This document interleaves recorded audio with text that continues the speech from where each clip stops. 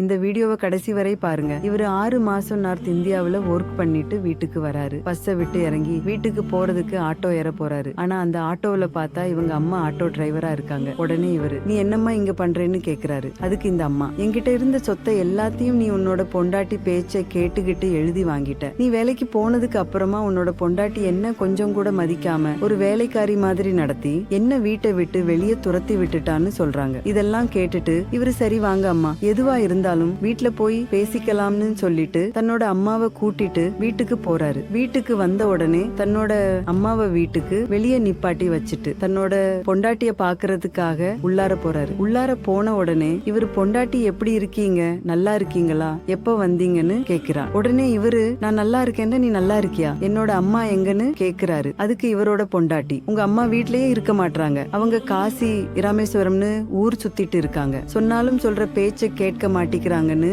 பச்சையா போய் சொல்றார். உடனே இவரு, சரி நான் ஒரு ஸ்பெஷல் கெஸ்ட கூப்பிட்டு வந்து இருக்கேன், அவங்கள உள்ளார கூப்பிடுறேன்னு சொல்லிட்டு தன்னோட அம்மாவை உள்ளார கூப்பிடுறாரு. அவங்கள பார்த்த உடனே இந்த பொண்ணு ஷாக் ஆகிட்டார். உடனே இவரு தன்னோட பொண்டாட்டி கிட்ட, ஏண்டி உன்ன எங்க அம்மாவை நல்லா பாத்துக்கன்னு சொல்லி வீட்டுல விட்டுட்டு போனா எங்க அம்மாவை வீட்டை விட்டு வெளியே அனுப்புவியான்னு கேக்குறாரு. அதுக்கு அவரோட பொண்டாட்டி, அதான் உங்க அம்மாவோட சொத்து எல்லாம் எழுதி வாங்கியாச்சுல, அப்புறம் எதுக்கு அவங்கள வீட்டுல வச்சிருக்கீங்க, வீட்டை விட்டு துரத்தி விட வேண்டியதுதானு சொல்றார். உடனே இவரு, பலார்னு ஒரு அறை விட்டு எங்க அம்மாவே வீட்டை விட்டு போக சொல்றியா, நீ முதல்ல வீட்டை விட்டு வெளியே போடி, இனிமே உனக்கு எனக்கும் எந்த ஒரு சம்பந்தமும் கிடையாதுன்னு சொல்றாரு. அதுக்கு இவரோட மனைவி, நான் தெரியாம பண்ணிட்டேன், இனிமே இந்த மாதிரி எந்த தப்பும் பண்ண மாட்டேன், இந்த ஒரு தடவை மட்டும் மன்னிச்சிருங்கன்னு சொல்லி மன்னிப்பு கேட்கிறார். உடனே அந்த பொண்ணோட மாமியார் அவளை மன்னிச்சு ஏத்துக்கிறாங்க. தன்னை அவமானப்படுத்தி வீட்டை விட்டு வெளியே அனுப்பிய மருமகளை குடும்பம் கெட்டு போக கூடாதுன்னு அவங்கள மன்னிச்சு ஏத்துக்கிட்ட இந்த மாமியாரோட செயல் உங்களுக்கு பிடிச்சிருந்தா இந்த வீடியோவுக்கு ஒரு லைக் போட்டு கமெண்ட்ல சூப்பர்னு கமெண்ட் பண்ணுங்க.